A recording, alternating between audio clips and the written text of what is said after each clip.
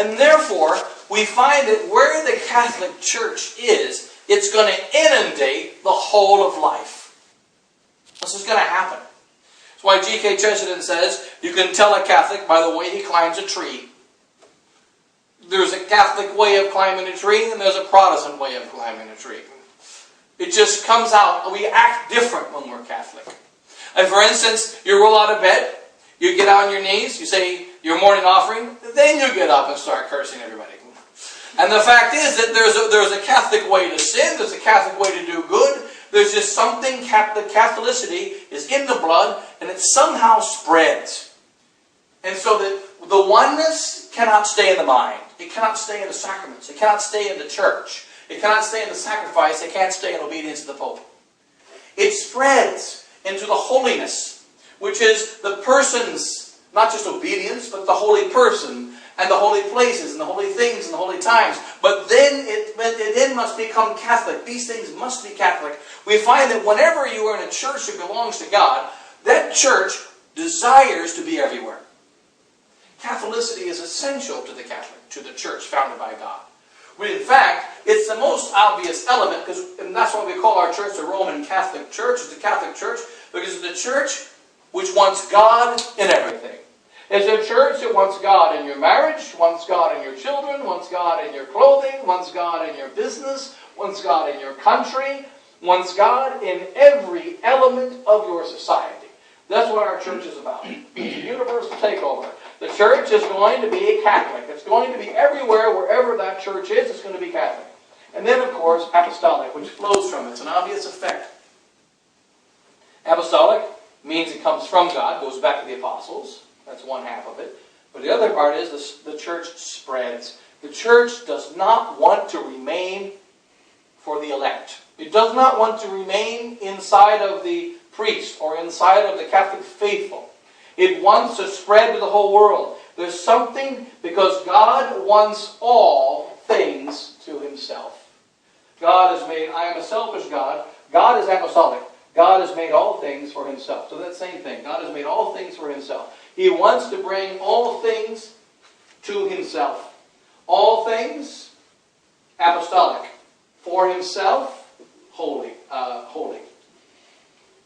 And so this church must spread. Now, when the devil is trying to destroy the Catholic Church, and we have a Catholic society, he has to go in stages.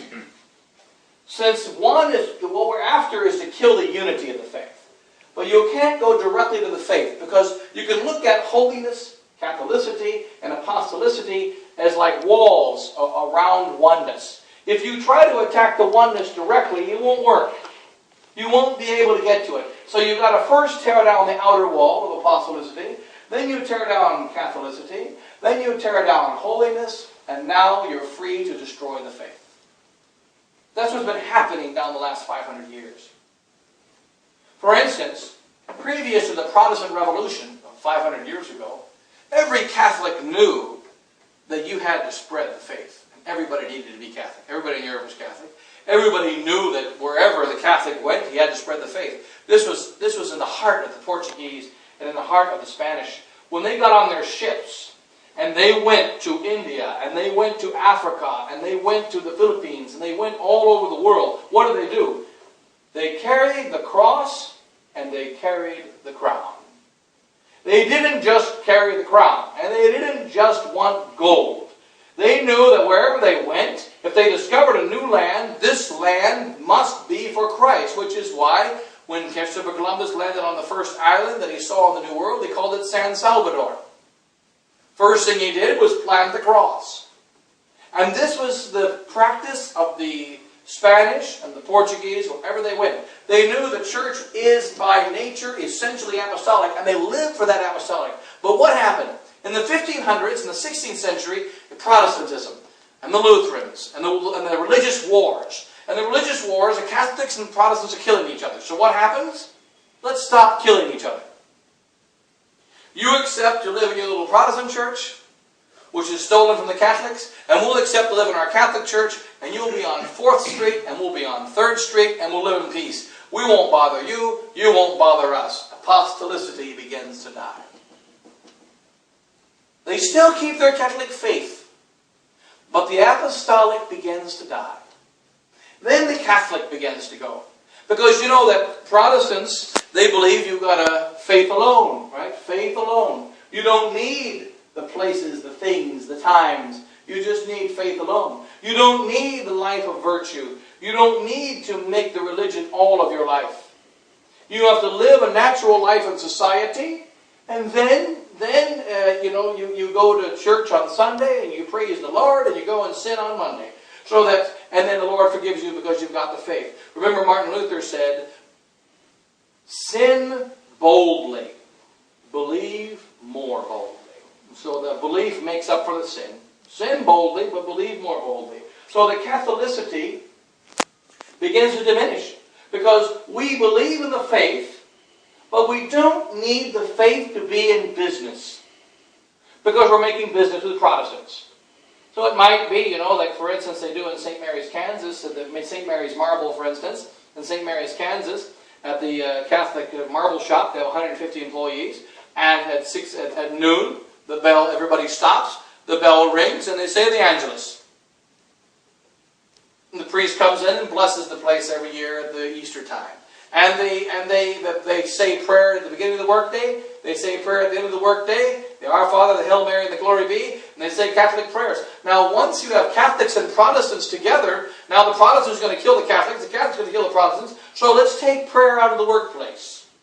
Let's take the blessings out of the workplace. The Catholicity, which is that the Catholic faith and the Catholic practice must be everywhere where we are, begins to diminish.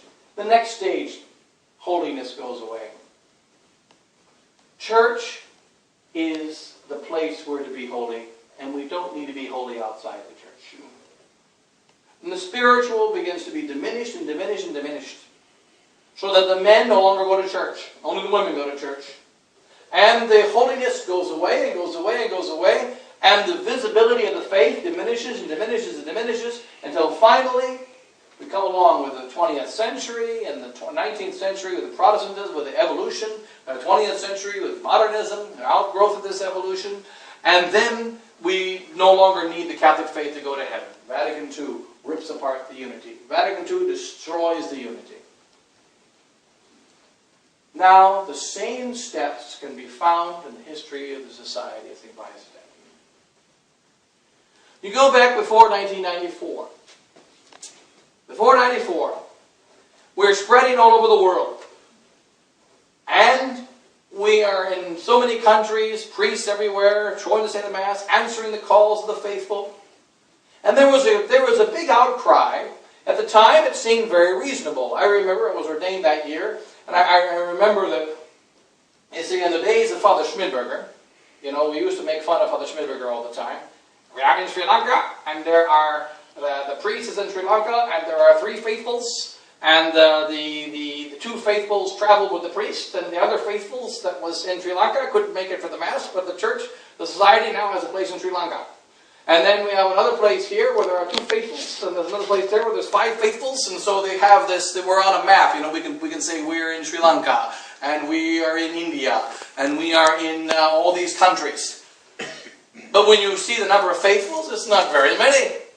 And they say, look, the priest is flying all over the planet, he gets out of the plane, he goes in the car, he goes to the chapel, he says Mass, and there's 6 faithful, 4 of which we're not even sure if they believe in God. And they come to Mass, and then they go home, and they're not living the faith. What are we doing? And then the priest burns out, and so many priests leave the priesthood, so many priests leave the apostolate, so many priests go crazy, and so they're all overworked, and blah, blah, they disappear, etc. So we need to create a stable priesthood in the society. And so the apostolic goes away. It went in stages. At first it sounded very good. It's true the priest can run too ragged. It's true you have to have a certain balance between your external apostolate and the internal. But what had happened? It created a new spirit in the society, and now we've got almost 20 years later, and priests refuse to say more than 1 Mass on a Sunday. It's gone to the other extreme. You go to some chapels and here's the priest on the main altar saying Mass, and then there's a priest saying Mass on the side altar, and they go to breakfast afterwards. And meanwhile, there's 5, 10, 15, 20 chapels where they don't have Mass. Maybe 5 Masses on a Sunday like they used to do in America. Archbishop Lefebvre said that's too many. We're reduced to only 3. But in America, they used to do 5 Masses on a Sunday. And Father Bazat used to say the first Mass in El Paso, Texas. He would say the second Mass in El Paso, Texas, the second Mass. Then he would get on a plane, and he would fly 600, 800 kilometers away to Albuquerque, Mexico. Then he would say the third Mass. Then he would get on a plane, and he would fly another 800 kilometers to Denver, Colorado. Then he would say the fourth Mass. And then he would drive an hour and a half north to Fort Collins and say the fifth Mass. Every single Sunday. Father Bolduc used to say Mass. His first Mass would be in St. Mary's, Kansas, and then he had a pilot who would fly him around in a private plane, a little crop duster, Cessna 172. So then he would fly to Wichita and say the second Mass. Then he would fly to St. Louis and say the third Mass. And then Kansas City and say the third Mass. Then he would fly to St. Louis and say the fourth Mass. Then he would drive to Mexico, Missouri and say the fifth Mass. Then he would fly back to St. Mary's on Monday morning, every week. So they say, well, that's too much. It's excessive. And it probably was. So from excessive, we go back to zilch. When I was ordained a priest, for instance, in 94, the Apostolic, we had 27 priests in the United States, and we had 105 chapels and 25 schools. Now, in 2013, we have in the United States 84 priests instead of 27. From 27 went to 84. We have 103 chapels instead of 105. And we have 22 schools. 20 years have almost passed. And you see that the apostolic is somehow diminished. But we still have newspapers that say opening new school, opening new chapel, building new church. So it looks like we're alive and vibrant. But yet it doesn't tell you about the ones that closed or the ones that cut back. Or they used to have Mass every Sunday or twice a month, and now it's once a month and once every 2 months. Our 4 chapels in Alaska are now down to 1 chapel in Alaska, or now 2 chapels in Alaska, and so on. So many of these things happening throughout. 4 chapels in Hawaii, now 1 chapel in Hawaii, and so on and so on and so on. So that all these things slowly diminishing. But no one notices the apostolic. And with this apostolic spirit diminishing, why is it so important to attack the apostolic? Because the apostolic is charity. It's charity. Also, St. Thomas tells us, the apostolic is charity, but it's also wisdom. He says wisdom is related to charity. Says that the wisdom always produces charity. Why is this? Wisdom is to make this is supernatural prudence is what it is. Well, one is the purpose of every decision we make as human beings. Every decision we make as human beings is in order to get to our end, which is heaven. The wise man always has a view to the end, which means he has a view to God. Wisdom is the virtue that looks directly at God as our end. It looks directly at God. And then we see that all the things we do need to be guided towards God. Now, what happens when we get more and more filled with God? St. Thomas says, the most wise man is the most apostolic man. He says the perfection of wisdom is apostolicity. He says the most wise man is the most active man. Why is this? Because no one is more wise than the Word made flesh. And when God the Son became man, what did He do? He spent His life in dragging souls to heaven. He was filled with an apostolic desire. For instance, St. Thomas says why wisdom always creates apostolicity in its perfection. He says, when you are thinking only of God, when you love only God, this means you will love the things that God has created. And when you look at the things that God has created, you will see that He created a beautiful wall, but the wall is dirty. And out of the love of God, you want to remove the dirt. Now, the only dirt that offends God is sin. And the only sin that exists is in the free will of men. And therefore, the man of wisdom is filled with a burning desire to remove sin from the world, which is found only in the hearts of sinners. And that is why the most wise, the most immersed in God, is the most apostolic. Who is the patroness of the missions? St. Teresa of the Child Jesus. She had apostolicity inside of her heart. The apostolic was so much in her. And she never left her monastery, her convent, her Carmel. But her apostolicity was essential to her. So you can see apostolicity could be like the nervous system. If you have the feelings in your nervous system, when you get cancer, or rather when you have diabetes, or when you get leprosy, you know, you can kick a chair. I used to say Mass for about 150 lepers in India. And visiting lepers, the doctor was explaining to me about the lepers. He said, the trouble with the leper is that he has no pain. And the doctor was explaining to me, you don't realize how beneficial pain is for your health. As an example, a leper walks outside. He can't feel his feet. He twists his ankle. He doesn't feel pain. So he keeps walking on that ankle really hard. Then he breaks his ankle. And he keeps walking on it. Then he breaks every bone in his foot. But he doesn't feel any pain. So he keeps walking on it. Next thing you know, he cuts off the circulation. His foot decays. What's the problem? He feels no pain. And he says they break their own hands, they break their own fingers because they can't feel. He says they'll pick up a cup. A leper will pick up a cup and he'll drop it.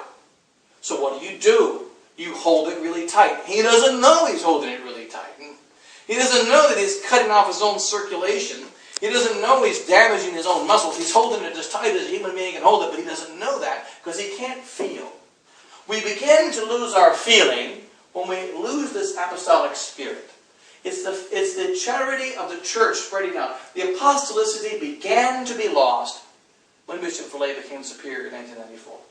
I remember when he became the superior, we were very happy. At first I was shocked that he became a superior because Archbishop Lefebvre said that there shouldn't be a bishop that's a superior because it will give a false impression. A bishop can be a superior, that's no problem. There's no canonical problem with a bishop being a superior. It's just because of our crisis in the church that since we know we need bishops and we no longer see our local bishop as he really is, there is a danger that if a bishop becomes a superior, we will begin to think of that bishop as our bishop. It's a danger. But it turns out that's what happened. That's what happened. We think of Bishop Fellay not as an elected superior general in charge of making sure the statutes of the society are fulfilled and started making assignments where priests are assigned and having certain administrative duties. He's just the CEO of a company, basically. That's the big deal. But because he's bishop, we begin to think of him as the teacher of our truth, the one who has jurisdiction over us, the one that gives us the right to hear confessions, the one that gives us the right to do marriages. And this is gravely wrong. And we all know it's wrong. But the trouble with it is we have the temptation of thinking like that because we know we need bishops. So at first I was shocked that he became a superior general, but wasn't worried about it too much, and I was happy with the fact that Bishop Fellay was a superior general after a while. In that short period of time, he was just kind of surprised, that's all, because of that danger. But I remember from the very beginning, now that Bishop Fellay is superior, he's going to be nicer to the priests.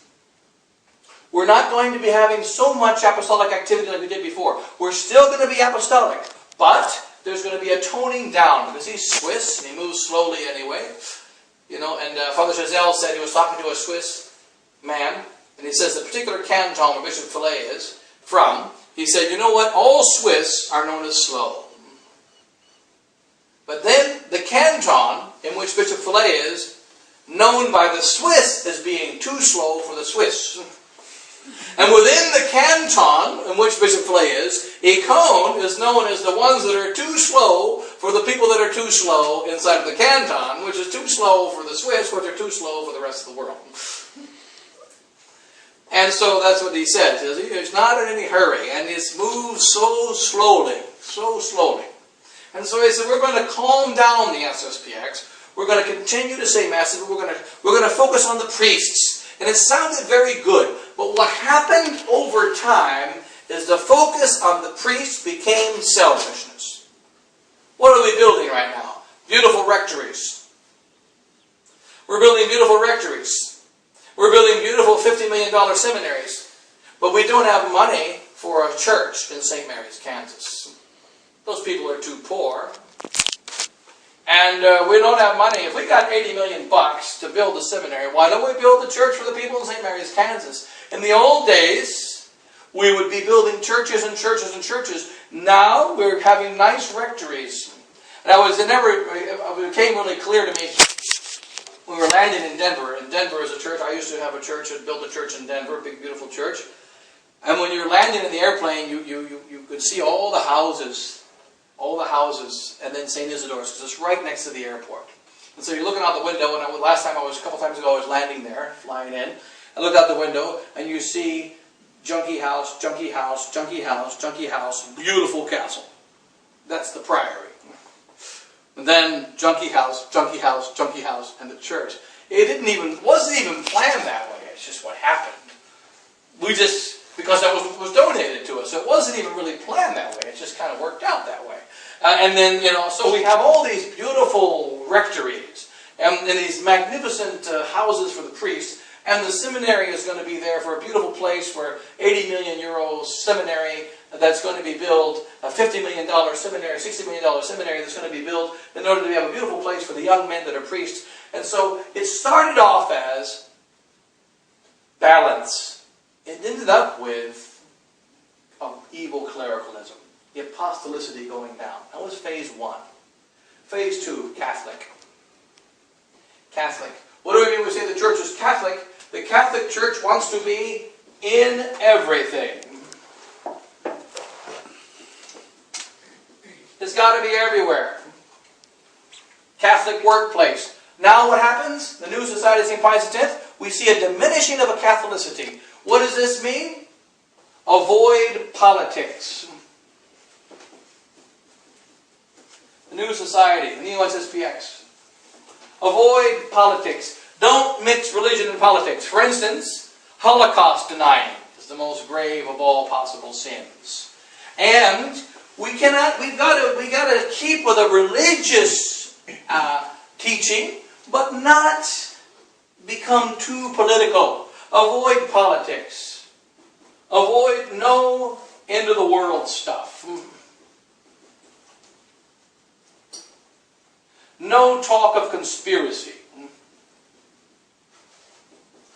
That's the negative side. No talk of conspiracy, no end of the world stuff, avoid politics. This is all taking away Catholicity. That's the negative side. What about the positive side? Don't speak too much of the social reign of Jesus Christ. Don't have an unrealistic view. Father Pfeiffer said it. Don't have an unrealistic view of the social reign of Christ. Yeah, we want Christ to reign, but it's just not realistic. Look at the world around you. We've got to adapt to the world around us. So, don't have an unrealistic view. Don't overemphasize. No overemphasis.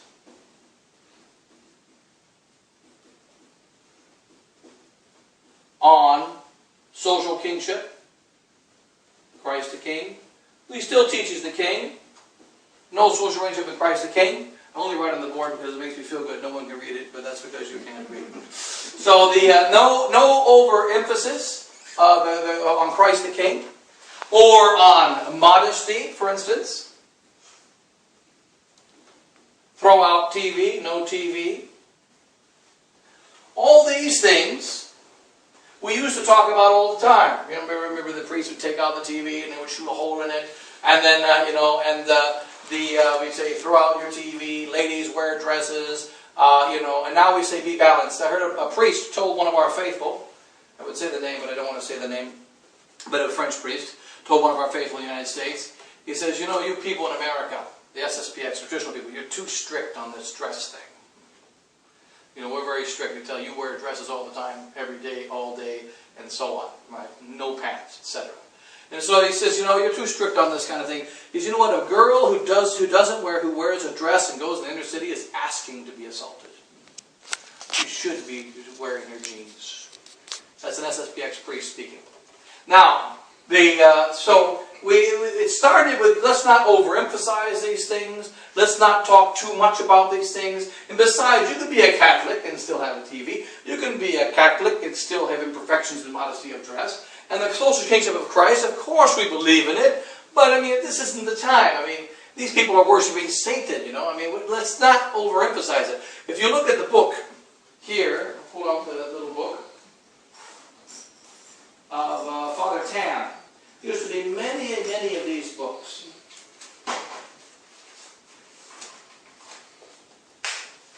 A bit of chaos here. There's many of these books. Oh, where is it? It's the... Anyway, it's on the basically restoring all things inferior. Notes on the Revolution of the Church, written in 1986. This is the old SSPX. We were Apostolic Catholic. One of the effects of Catholicity in our own heart is we want world domination. We want the whole world to be a follower of Christ. And when we come to the city of Denver, or we come to the city of Sydney, and we got Mass in this house, we got a battle plan. We're going to conquer the whole city. We're going to bring every single person into the Catholic faith. And we're going to fight the modernists and the Masons and the Jews and all the bad guys. We're going to fight them all. And that's the spirit of this book. Notes the Revolution of the Church. You see a classic picture of the old SSPX days. There's St. Peter's with a left hand, a red hand, with a hammer and signal of the communists crashing the middle of St. Peter's Square, and Martin Luther, and Lenin, and all the bad guys, with Our Lady of La Salette weeping in the background. This is very clear that this is a warrior document. And what does it talk about? 6 conditions. It's really hilarious, chapter 10. My house burned down on February the 24th in Kentucky. This was saved from the fire, so we pulled it out of the fire, and you see the little burn marks here. This is a copy of the burn marks. This is preserved from the fire. This is a book from the old days we'd forgotten about. We used to use these kind of books all the time. But it's interesting that in 1986, Father Tam speaks of 6 conditions. Not 6 conditions for us to be approved by Rome. 6 conditions for us to get a little bitty piece of paper. That's the new pusillanimous, wimpy Society of St. Pius X. Back in 86, we had a few priests, maybe 250 priests. We had small chapels and houses all over the world. And we were talking about 6 conditions for restoring Christendom. 6 conditions for restoring the whole of the Catholic society. Personal reform, number 1. Benefit from the lessons of the past, number 2. Return to sincerity of language. Flee equivocal words. Avoid seductive expressions. Tell the truth of each thing. Clarity of language, no more in SSPX. Return to theological truth of the existence of original sin. Number 4. Number 5. Return to economic truth. Bring Catholic faith back into economics. Get rid of usury. Get rid of the wicked economic practices. And then number 6. Return to social truth. Bring back Christ into the courts. Bring Him back into the public square. Bring Him back to everything. That's the old SSPX. Catholic and Apostolic. We haven't denied any of these things, officially anyway, until recently. We're just not fighting it anymore. The apostolicity goes away. Let's be balanced. Let's not overextend ourselves. Let's not overwork the priests. Sounds good. But what about the call of the faithful? We used to wake up at 2 in the morning and go and answer sick calls. Now you can't. Now you get the answering machine. And so, what's happened? And then the Catholicity. We want the Catholic faith in every place, in every home, in every part of the home. We want to make sure you got holy pictures. We want to make sure you've got the holy dress. We want to make sure that you're trying to convert the people at the workplace. We would talk about the conspiracy. I remember, like Dr. Huynowski was saying, we used to have parish picnics. We still have parish picnics. When you go to the parish picnic in the 1990s, what part of the conspiracy are you following? You know, yeah, what about the Bilderbergers? Did you hear about what the Masons are doing? That president's great. Well, we're going to go and conquer. They would talk about the Bilderbergers, the Masons, the conspiracy. We need to conquer the bad guys. We've got to go and rebuild the church for Christ. That's parish picnic. Now they talk about, the football scores. And they talk about, being balanced and not being extreme, I'm normal. We have talks about normal. the people got to be normal. I think some of these Christian Catholics are too extreme. They're so extreme. They're always worried about a conspiracy, and they're always worried about they see a mason behind every tree, and they're too weird. I mean, look at the way they dress. They got bonnets on their head, and they got dresses that go down below their toenails, and it's just getting ridiculous. And I believe in balance. What does balance mean? It means a one-piece suit instead of a bikini. That's balance. It means that you wear modest skin-tight jeans instead of immodest skin-tight jeans. And it means that you beat your husband up once a week rather than every day. And so the fact is that it means you're very faithful to your second wife and your second husband, and so on and so forth. So what's all made, our language is becoming more like unto the world, and the Catholicity was beginning to diminish. The next stage, holiness. Holiness. What matters is that we start changing the liturgy. They start changing what we're doing in the liturgy. We can't be over too much focus on devotions. There has to be a balance. The perpetual help devotion and the rosary crusades, the processions and all that. We diminish the processions we used to do. We diminish the holy practices that we used to do. And we do them much less and less, diminishing the number of times for confession. We still have confession, but we have less and less confessions. We're diminishing the number of masses. We used to say 2 masses, but now we realize that you can fit everybody. Like St. Isidore's, for instance, it's a big church. We used to have 2 masses every Sunday. But they said, you know what, it's a big church. We can fit everybody in 1 mass, so why don't we just reduce to 1 mass? Because the priest is tired. Realize when you reduce to 1 mass, even if the church is big, you're killing the parish life. You are diminishing the number of people that can make it to mass. You're increasing the number of people that don't make it to mass, because some people can't go to the 10 o'clock mass all the time, so they'll go to the 8 o'clock or the 7:30 mass. And then you're diminishing the growth of your parish. Even it doesn't matter that the building is bigger, so the holiness begins to go down. We don't need all these supernatural things that we used to have. We still have them, less and less and less. And the people are beginning to notice it. Father, can you go and anoint somebody? No. Is he a parishioner? Is he a parishioner? I had to fly from Brazil back to New York and anoint a priest who was dying. The priest is better now. He's still alive, and now he's dying again. He's 84, 85 years old. Because the local society priests, who were, admittedly, it was a 3-hour drive from them, but for me coming from Brazil, it was a longer trip. And, so they would not go and anoint him because, he's 84 years old. He was ordained when he was 72, and, maybe it wasn't a valid ordination. He was ordained by a state of conscience. Maybe it was valid. Well, does that mean he cannot be absolved of his sins? Does that mean he's not able to be anointed? Does that mean he is incapable of salvation? Look at the confusion in our times. He's a good priest. Does he have to be refused the sacraments? Do you have to get special permission? He said, I got to get special permission. Other cases of priests refusing to go to the faithful. He's not a parishioner. One time in California, a person was dying, which was very bad of him because he was dying on vacation. He should have scheduled his death better. But the fact is, he was a traditional Catholic from the beginning, from 1970. But he was in the Cincinnati, Ohio, Kentucky area, not too far from my home. He was visiting his daughter in California and foolishly decided to almost die when he was in California. He should have thought ahead. He shouldn't have done that. But unfortunately, he didn't plan ahead. So he got sick and almost died in California. So they called the priest, an SSPX priest in California, can you please anoint this? He's not a parishioner. Finally, my brother calls to look, Father. My mommy calls to look. He's been a Society of St. Pius X parishioner for 40 years.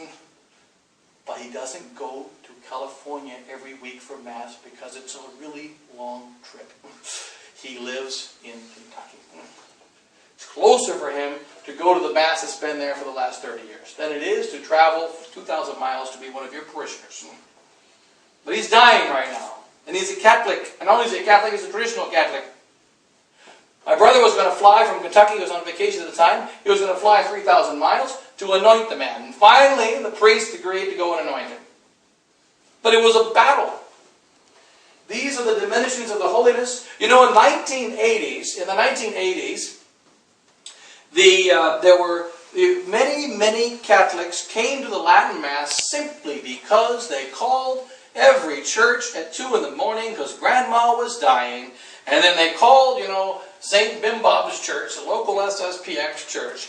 And they called it, and the priest answered the phone at 2 in the morning and said, Father, my grandma is dying. Can you anoint him at the St. Mary and Elizabeth Hospital? Boom, he goes and anoints. And they come in, they see the priest in the cassock. What's he doing in the cassock? I've never seen a priest like that before. And then he starts saying some prayers in Latin, and he sprinkles holy water, and he does the anointing, and they say, we want to go to your church. So many cases like that. And now, it still happens. But less and less and less and less. There are still priests that go out and do these things. But the increase of the priests that won't is legion. They won't say the Mass. They won't hear confessions after Mass. I used to hear confessions after Mass every single Sunday in Fort Collins. Now they say they don't want to hear confessions after Mass because the priest is tired. There's so many things. There are times, of course, when you can't do that. But it's just that not all the time. The diminishing of the holiness is there. And they see the priests. Many faithful are telling me, we know that there is a house for the priests, a party. Everybody knows a priest needs a break. But do they need party houses? Do they need their special R&R houses? Do they need their special, too much time in these kinds of things? Massive hunting trips and massive motorcycle trips and massive, so that these things happen from time to time. People understand. We know the priests are human and they need a break too. But do they need a break every day? Do they need a break every week? Do they need a break all the time? Are they always tired? One young lady told me, says, you know, Father, I see the older priests. He says Mass at 6 in the morning, but the young priest won't because he's tired. But the old priest of the society, he's not tired. The young priest is tired. Why is that? Hearing these things all over the world. Holiness diminishing. Now it comes down to the faith. The last thing to go is the faith. And the faith went. Lest there be any confusion, the faith went. And that's the part that matters. Because holiness, Catholicity, and apostolicity, there's always been weak priests in the church. There's always been a lack of apostolicity, a lack of Catholicity, a lack of holiness, all throughout the history of the church. Judas was a scandal of the priesthood. And there's always been scandals of the priesthood. Not only gravely scandalous priests, but just priests that are weak. Always, always, always, you will find a certain weakness in the church of apostolicity, a certain weakness in Catholicity, a certain weakness in holiness. That's human nature. And in fact, in my own case, seeing these kind of things, I saw all these things we talked about over the last 20 years, especially the last 10 years, but I always thought it was just normal human weakness. But only recently, in the course of the last year, has it become clear that there's an organization behind this, that there's a plan behind it. And that weakness only explains part of the problem. It does explain part of it, but not all of it. Just speaking to a priest yesterday, he said he hasn't read the doctrinal preamble. How can you be a priest in the Society of St. Pius X? And you know that there's a liberal document that's come out from your superior, and you don't read it, you don't study it, at least to justify it against the people that are attacking it. But yet the priests are not interested. They're not worried about it. Or they are worried and they don't want to see. I think many priests today in the society are like the man who thinks he has cancer. When you have cancer, you know that if you go to the doctor when you're in stage 1, they can remove the cancer like that. No problem. But if you go to the doctor when you're in stage 4, he just says, fill out your will, you're going to be dead in a month. So the longer that you wait, the worse it is. We all know that. But there's still many hundreds of thousands of men, lakhs and lakhs of men, who have cancer. Or they think they have cancer. But they refuse to go to the doctor. Because then they're going to find out they have cancer. And if they don't find out they have cancer, they feel better. If they find out they have cancer, they feel terrible. And that's what's happening in society today. There are many priests who don't want to go to the doctor. We're men of doctrine. What's the doctor? The doctrine. Read the doctrine. We find in 2012 a public profession of another faith than the one that we received in 1970 when Archbishop Lefebvre started the society, the same faith that we received 2,000 years ago when the church was founded. And the sacrifice, the sacraments, all of these things, we're truly under the Holy Father, all these things were clear in the society before, now they're confused. Now we have the doctrinal preamble, just very quickly. The loss of the unity in the Society of St. Pius X. Number 7.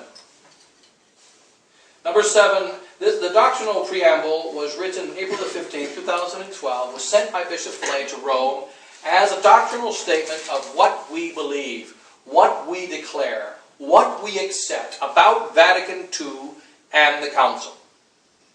It just happens to be different than what we believe and what we declare over the last 40 years. Therefore, we've got a serious problem. We go straight to number 7, the easiest one to start with. And that is, we declare that we recognize the validity of the sacrifice of the Mass and the sacraments celebrated with the intention to do what the Church does according to the rites indicated in the typical editions of the Roman Missal and the sacramentary rituals legitimately promulgated by Popes Paul VI and John Paul II. So this is the statement that the new Mass, according to Bishop Flay, is valid, which we have accepted before, and legitimately promulgated, and that's the key. Legitimately promulgated means it's a legitimate Mass. Like the example we used last Sunday, we've used many times. It's like someone saying, you get in an accident and Mr. Jones is killed, driven over by your car. So you make a statement to the police. One statement is, I got in my car, I drove down the road, and I drove over Mr. Jones, who was sleeping in the middle of the road, and killed him. Statement B, I got in my car, I drove down the road, and I intentionally killed Mr. Jones. What's the difference? One word, intentionally. What's the big deal? Statement 1, insurance rates go up. Statement 2, you get the electric chair. That's the difference.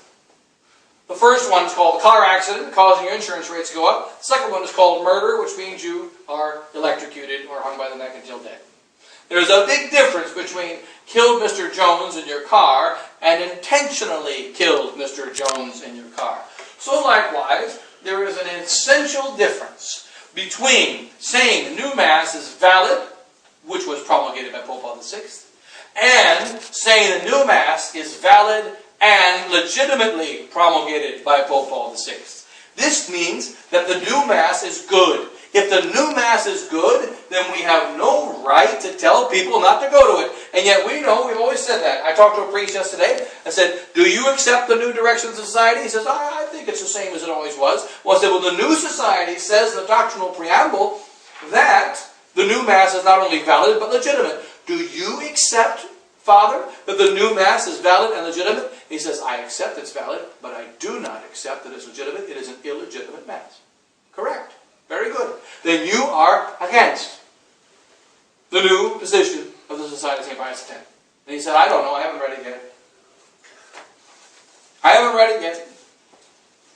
Now, you have to read it. I said, well, it's come out in the March Coronum. They said, well, yeah, that may be true. I understood that, but it's not. I haven't received it yet, so I haven't read it yet.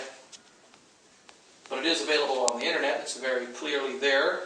And Father Touvenot admits that it's a correct document. We're dealing with doctrine. It used to be in the past, if there was a doctrinal attack against a society, attacking our faith and our stance of faith, we would answer it. And we would answer it with clarity. The new society is muddled in its faith.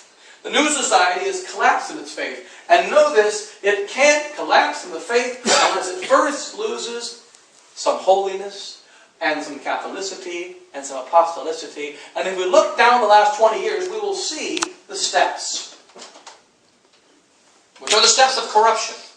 But then there's another side to this whole battle. And that is, it's not just corruption. There is an organized group that has tried to change the official stance of the Society of St. Pius X so that it can be brought in under the modernist Rome in the name of ecumenism. A group that organized itself for that purpose is called GREC, G-R-E-C. Began in 1997 in Paris. They gathered together some theologians and experts from the Roman side, modernists, and Father Laurence, and some other priests, Father Salier, Society of St. Pius X priest, with the approval of Bishop Follet. And those three names are still the key three names in this battle. And they gathered together to say, we need to change the whole battlefield. What can we do to reunite Rome and the Society of St. Pius X? That is, modernist Rome and the Society of St. Pius X. Well, they're at odds with each other. We need to do two things. One, we need to make some alterations on the Roman side. Two, we need to make some alterations on the SSPX side. This is the plan, organization, not just corruption. And therefore, on the Roman side, what are we going to do? We're going to get Rome to free up the Latin Mass better than it did with the 84 and 88 indults. Number two, we're going to get Rome to have a show of goodwill by lifting the excommunications of 1988. Then, on the society side, we're just going to get